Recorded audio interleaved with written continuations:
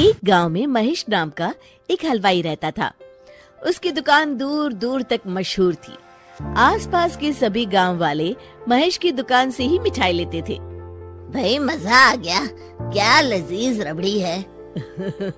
ये लड्डू भी लीजिए, शुद्ध देसी घी के हैं, आज ही बनकर आए हैं। लाओ भाई लाओ, 1 किलो लड्डू भी पैक कर दो। महेश का एक बेटा था रवि। रवि ने पढ़ाई छोड़ दी थी और वो दिन भर घर में ही बैठा रहता था। उठ बेटा रवि, आज मेरे साथ दुकान पर चल। मैं वहाँ क्या करूँगा पापा? अरे दुकानदारी सीख बेटा, आगे चलकर ये सब तुझे ही तो संभालना है। मुझे ये सब कुछ नहीं संभालना, मैं वीडियो गेम खेलूंगा, फिर दोस्तों के साथ बाहर जाऊंगा। हे भगवान, इसे थोड़ी अक्ल दे दो। ऐसे ही चलता रहा तो आगे न जाने इसका क्या होगा। महेश बड़बड़ाता हुआ दुकान चला जाता है। दुकान पर ओ घसीटाराम, मुझे थोड़े चक्कर आ रहे हैं, जरा पानी तो लाना। जी जी मालिक। सुन, मैं घर जा रहा हूँ, आज दुकान तू संभाल ले। जैसा आप कहे मालिक। महेश बिस्तर पर लेटा है। आपको बहुत तेज बुखार है, 1 हफ्ते बेड रेस्ट करनी होगी और ये दवाइयाँ लेनी होगी। हाय राम, ये क्या हो गया आपको? मैं तो 1 हफ्ते में ठीक हो जाऊंगा, पर दुकान कौन संभालेगा? आप फिक्र ना कीजिए जी, मैं रवि को समझाकर दुकान भेज दूंगी। आप बस जल्दी से अच्छे हो जाइए जी। अगले दिन रवि दुकान पर पहुंचता है। आइए आइए मालिक, मैं आप ही का इंतजार कर रहा था। क्यों? ये मेरी दुकान है, मैं जब जी चाहे आऊँ। तुम लोग सुबह से आकर काम पर लग जाया करो, समझे? जी जी जी मालिक, दरअसल लड्डू बनाने हैं तो घी लेने जाना है, 5000 रुपए दे दीजिए। 5000? तुम्हारा दिमाग तो ठीक है? इतने महंगे लड्डू बनाएंगे तो मुनाफा क्या होगा? पर देसी घी भी तो बहुत महंगा है ना मालिक। क्या जरूरत है देसी घी की? डालडा ले आओ। पर मालिक।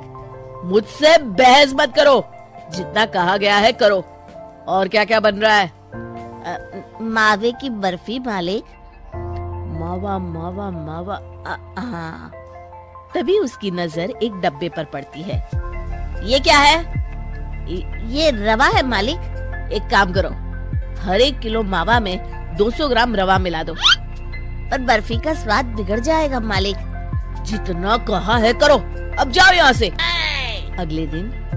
क्या बात है रवि बाबू, आपके पापा दिखाई नहीं दे रहे? अब उनकी तबीयत खराब है। अच्छा भाई अच्छा, बस उन्हें ये बताना था कि वो आज आए नहीं तो उनकी मिठाई बड़ी बेस्वाद लग रही है। लेना है तो लो, वरना चलते बनो। अरे अरे अरे, ये कोई तरीका है ग्राहक से बात करने का? चलो भाई चलो, यहाँ से चलो। अगले दिन। भैया, कल जो मैं लड्डू ले गया था उनका स्वाद बड़ा बेकार लगा। महेश बाबू का नाम सुनकर बड़ी दूर से आया था। 200 रुपए में इससे अच्छा और क्या मिलेगा? सुबह सुबह मनहूस बातें मत करो, कुछ लेना है तो लो, वरना फूटो यहाँ से। रवि के इस व्यवहार के चलते 2-4 दिनों में ही ग्राहकों का आना कम हो जाता है। मैंने तो सोचा था कि कम पूंजी में ज्यादा मुनाफा होगा, पर यहाँ तो घाटा हो रहा है। आखिर चक्कर क्या है? लगता है ये दुकानदारी मेरे बस की नहीं। महेश ठीक होकर दुकान लौटता है तो घसीटाराम उसे सब कुछ बताता है। हे भगवान, इसने तो मेरी सालों की मेहनत पर पानी फेर दिया। अब क्या करेंगे मालिक? कुछ नहीं, सबसे पहले तुम पहले की तरह शुद्ध और अच्छी मिठाइयाँ बनाओ और मुझे गांव के उन सब लोगों के नाम बताओ जिनसे रवि ने बदतमीजी की। रवि, कल सुबह दुकान पर आ जाना, बहुत जरूरी काम है। मुझे नहीं आना, मैंने 1 हफ्ता दुकान संभाल ली है, अब संभालो आप। दुकान तो तूने जैसे तैसे संभाल ली, पर सीखा कुछ नहीं। कल तुझे बहुत जरूरी सीख देनी है। रवि पैर पटकता हुआ बाहर चला जाता है। अगले दिन। ये ले, ताजी शुद्ध मिठाइयाँ। मैं इतनी मिठाइयों का क्या करूं? इन्हें उन सब के घर देकर आओ जिनसे तुमने बदतमीजी की, और साथ में माफी भी मांग लेना। अरे पर मैंने तो सिर्फ उन्हें। बेटा, घर आया मेहमान और दुकान पर आया ग्राहक भगवान के समान होता है। अब तू जल्दी जा और कल से कमाल देखना। रवि उन सभी 4-5 लोगों के यहाँ जाकर मिठाई देता है और माफी मांगता है। अगले दिन दुकान पर ग्राहकों की भीड़ लग जाती है। मान गए महेश बाबू, आपने तो आते ही घर तक मिठाई भिजवा दी। बस मेरे बेटे की गुस्ताखी को माफ कर देना भाई, उसमें अब तक बचपना है।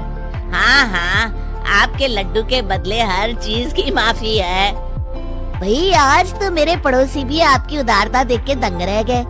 इतनी बड़ी दुकान के मालिक का बेटा घर तक माफी मांगने आया। भाई रिश्ते निभाना तो कहीं आपसे सीखे। बस आप लोगों की दया है। ताजी रसमलाई आई है, लेंगे आप? हाँ भाई हाँ, 200 ग्राम पैक कर दो। शिक्षा, सफलता पाने के लिए ईमानदार और विनम्र होना बहुत जरूरी है।